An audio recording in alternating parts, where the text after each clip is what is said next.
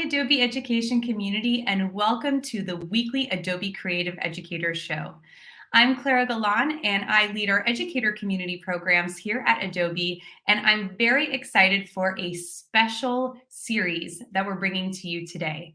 So as you know, we just wrapped up Adobe MAX last week and had a lot of great programming for educators and students. And this year, it was available for free online for everyone to access.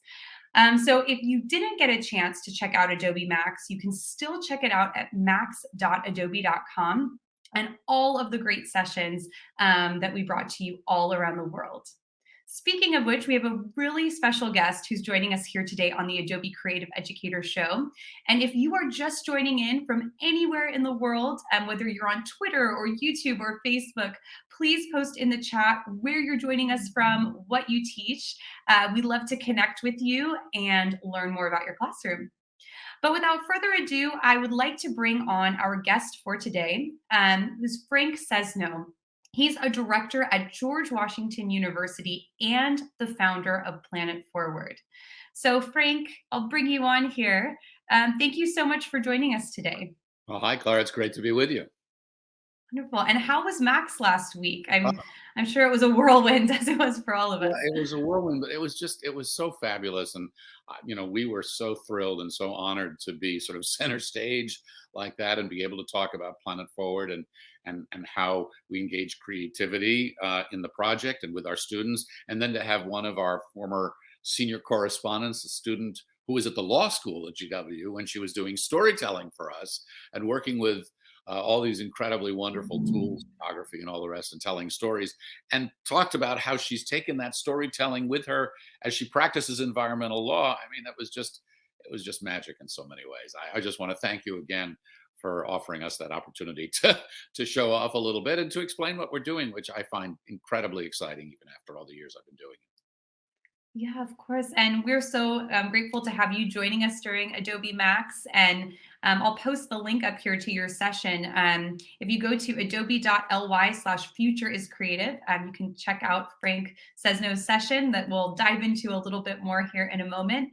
But Frank, I introduced, your role at George Washington University, and for those who are just joining in, founder at Planet Forward. But tell us a little bit more about your background. I know you were previously a correspondent for CNN as well.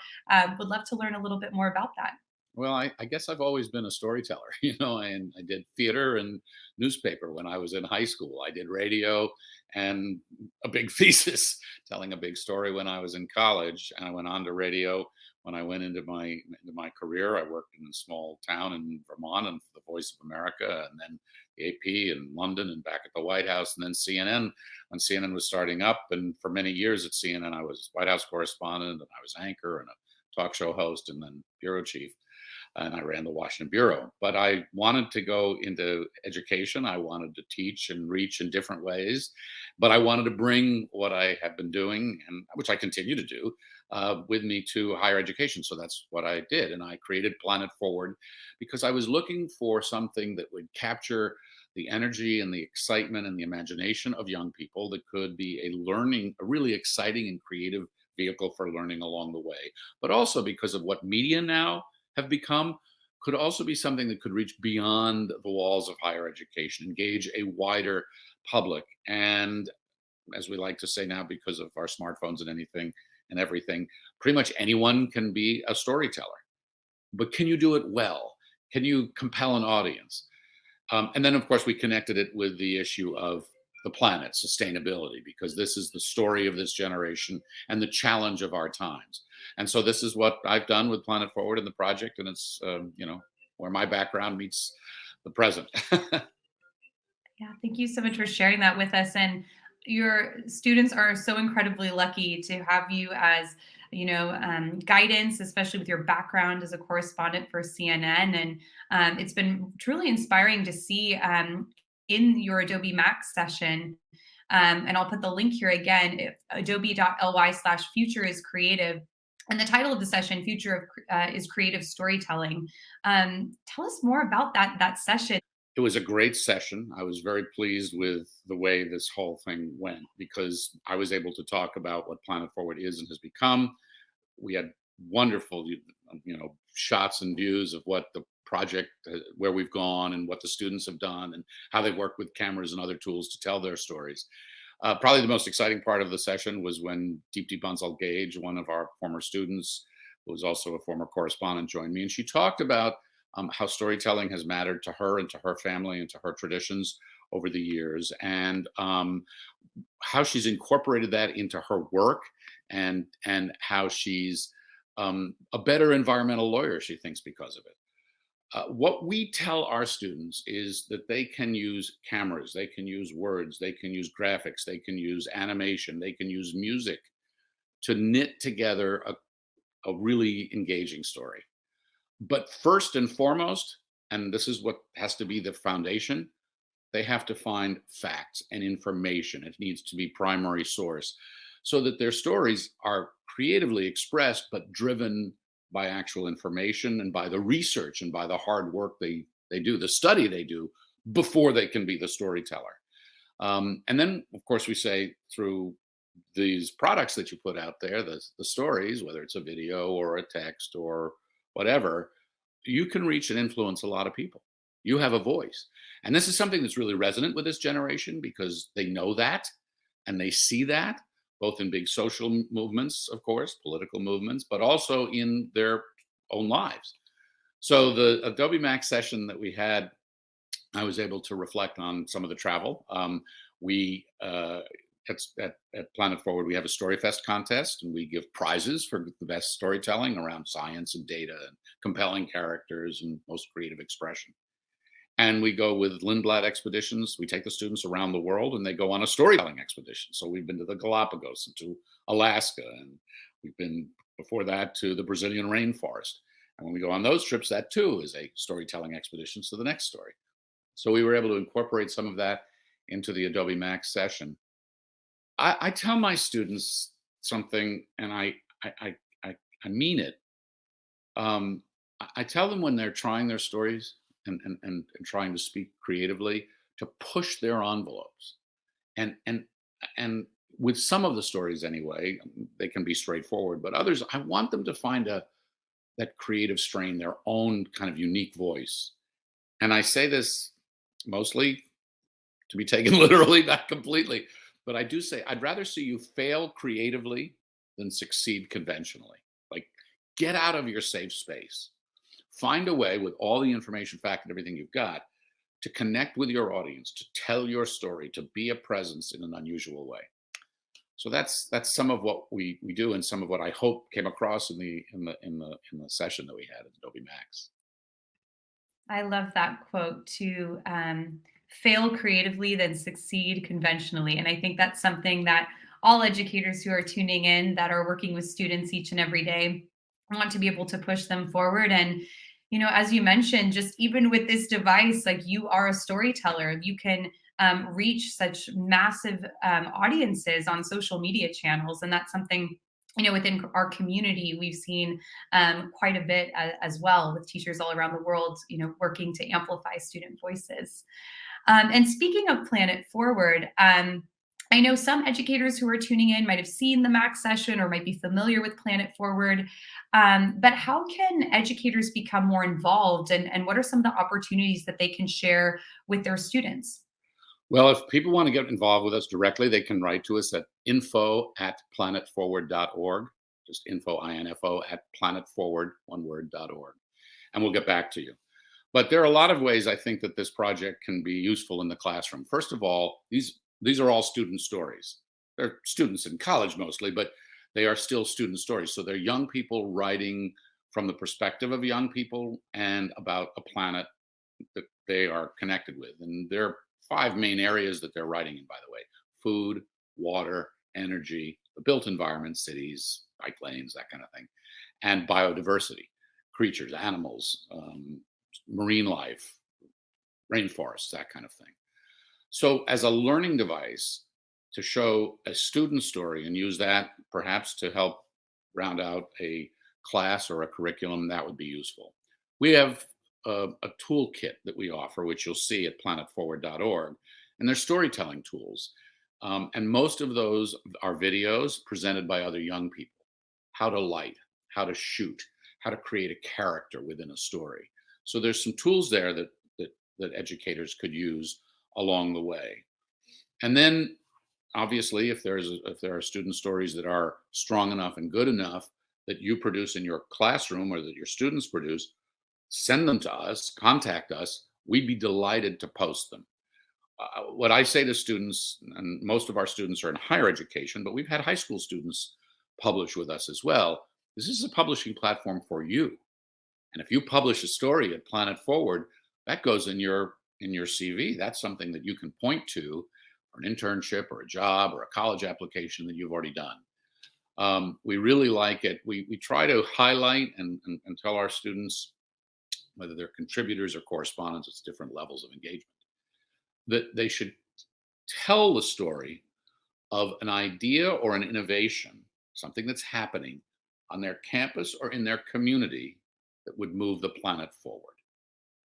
Like I say, that could be bike lanes, that could be permeable pavement, that could be something to clean up a river, that could be something to help recycling, that could be something to reduce plastic waste.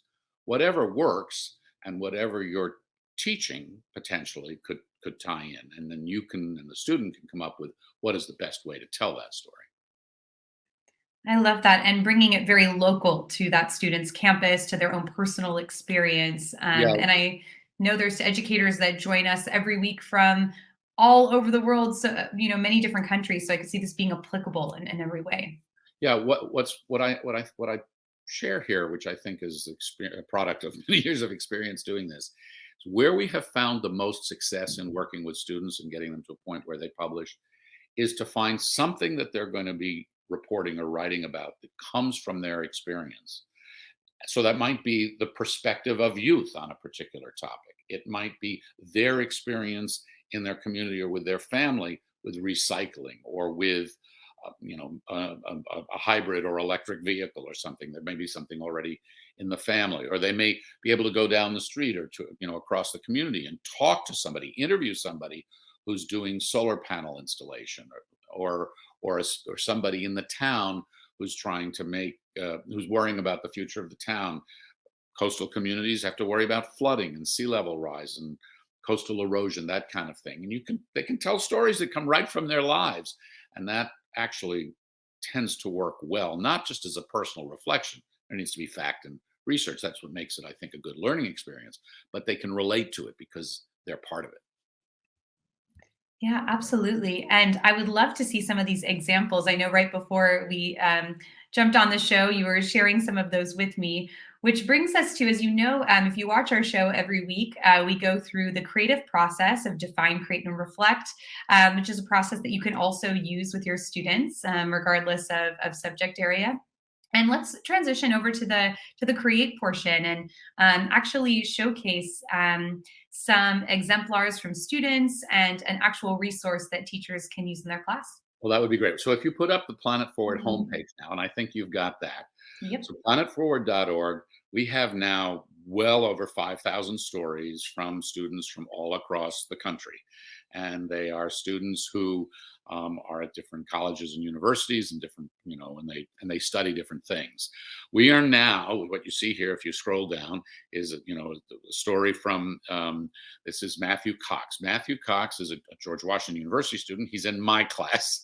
He has the misfortune of being in my class this semester. But this piece here is part of a series that we're running to coincide with the climate talks in Glasgow. The series is called Climate Hits Home. This was a blog assignment that I gave to all of my students. And I said, reading the National Climate Assessment or the IPCC, other scientific studies, which they had to do, tie that to your home or to the place where you grew up and write a personal blog that kind of draws us into you and your story and your place. Use facts from these reports to tie your home or your community to a climate trend. And then what is happening, what's being done in your community to address that. And Matthew did this story. He comes from Dallas, and he actually did it as an Adobe Spark. And I think you have his Adobe Spark page. Is that right?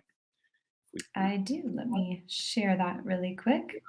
we click on that, And we can see he did a lovely job capturing the story in this wonderfully visual way that Adobe Sparks Adobe Spark can do. So, Droughts and Heat: The Future of Texas by Matthew Cox. And if you scroll down, we'll see his text. And his first paragraph, he talks about growing up in a family that's actually connected to the oil patch. And so, what's interesting about his story is he's taking on climate change from a part of the country that is not often associated with climate activism, or even in some cases interest, and from the fossil fuel industry. If we take a look at this picture, he shot this picture, and it's prominently displayed, and it's really a grabber. It's his brother Paul in a field of dried out plants. So he's showing the effects of climate change in his community. So it's a wonderful and expressive project. He incorporates, if you scroll down a little bit more on it, you'll see a graphic that he uses as he's taking on the kind of the data and the facts in his community there, that shows the temperatures and the anomalies in the state of Texas. So he takes this on in a very thorough and even journalistic way, but also by using the vehicle of a blog, he makes it a story. There's another one I'd like to go to, if you could, that I just posted from another student, Zuha Hamid. Zuha comes from Pakistan. She's also a student in my class. She wrote a blog as well, but she grew up in Virginia. So it's this very arresting headline: Virginia residents you might consider getting a boat. So if you click on her story comes up in a very personal way. Again, September 1st, 2021, your phone goes off with a sound like an Amber Alert. And her story, as you see, is about rising sea levels and flooding as a growing problem in Virginia. So again, she has, and you can see she links to the National Climate Assessment there, which is the government report that looks at the problem as a whole. And then she takes that, and that report actually breaks this down regionally. I highly commend it to you as a teaching tool if you're teaching about climate change. And it breaks it down regionally, and she turns it into a story that she did in a very well done and very well written way. I work with them, and we work with them on several variations of this. We edit them. They have to resubmit their stories multiple times, and so it's a very good learning exercise. It's a little time consuming, but it's fun. But we're running this as a series in parallel to the Glasgow talks, as I say, to make it personal, have perspectives from young people, and really literally show how climate hits home. These are incredible. And if you have not checked out Planet Forward previously, be sure to go to planetforward.org for students to be able to read stories from other students all around the world. And I can definitely see educators using this in their classrooms, again, regardless of grade level. If you're teaching middle school or teaching high school or even higher education, there's different ways that you could scaffold this as an educator to make it appropriate for different grade levels. And we encourage students. I assign some stories, but for the people who are submitting from around the country, we encourage students to go to their sort of technological level, and then push a little bit. But so we have text stories, as you've seen, Adobe Spark stories. We have photo essays where the story is built around a series of stills. We have shorter videos and longer videos. And it's incredible how, in fact, I was talking to one student who said, yeah, I taught myself editing one night Wow. and submitted a video. Wow. So there are a lot of tools that are available for people to do this. It's incredible to see what students can create, and especially with Adobe Spark page.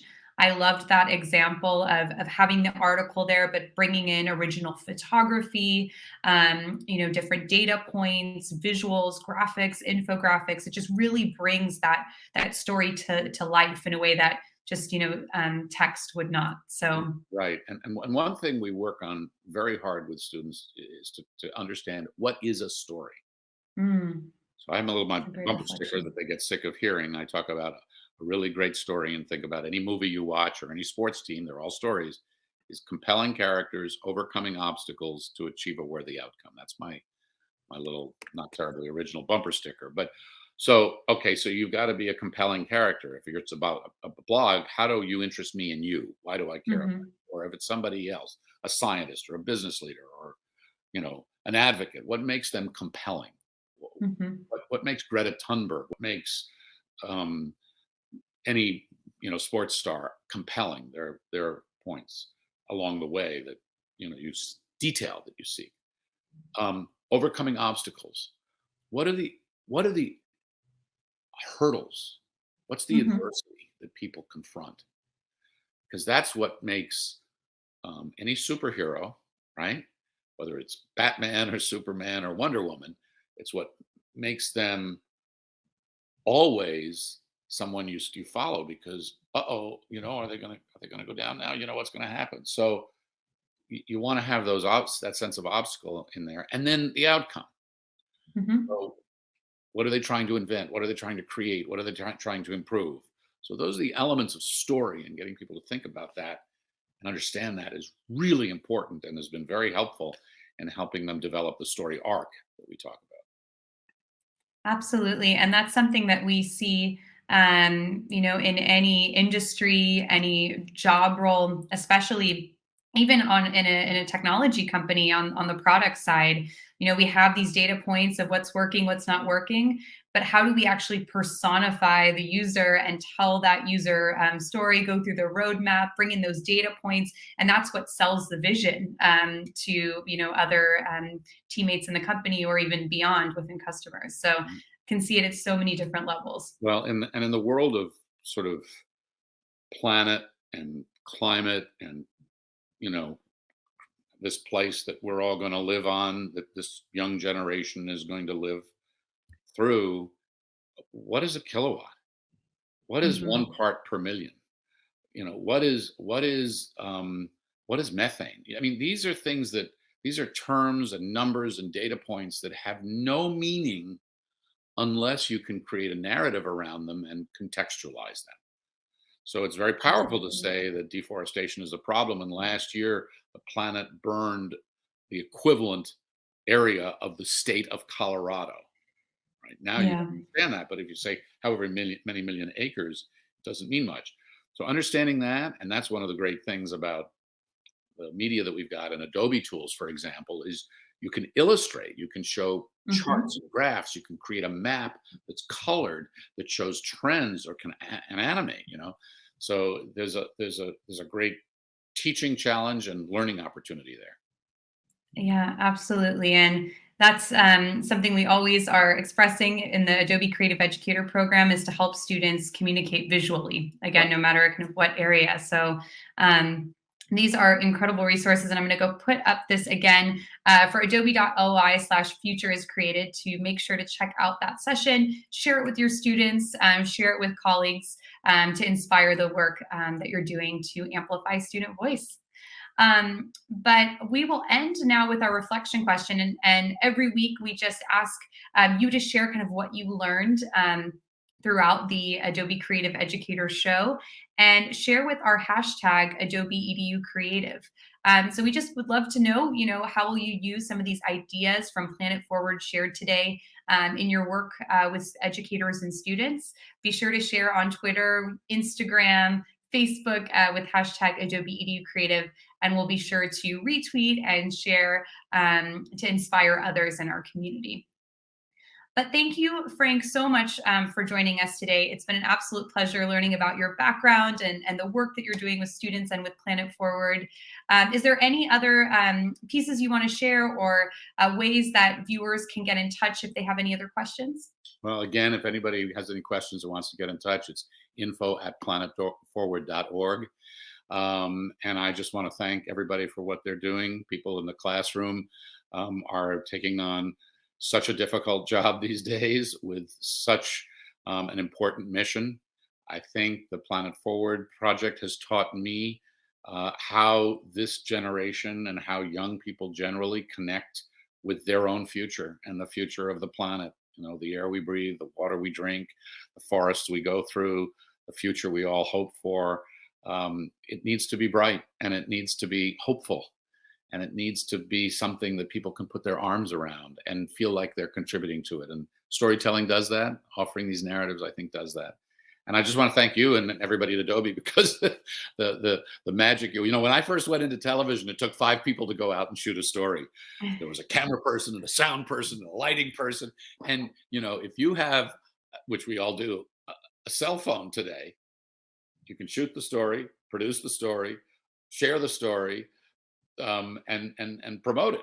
It's phenomenal, and so that makes this generation of young people we're working with the most connected, the most Mhm. empowered, the most influential in human history.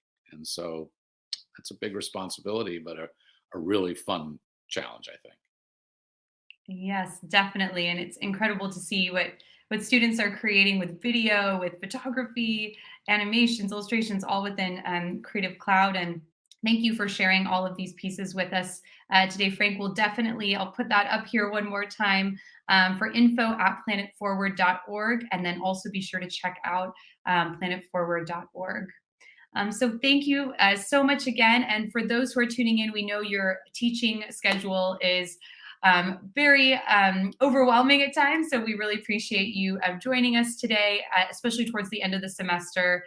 And we appreciate all that you do to push creativity forward with students and educators.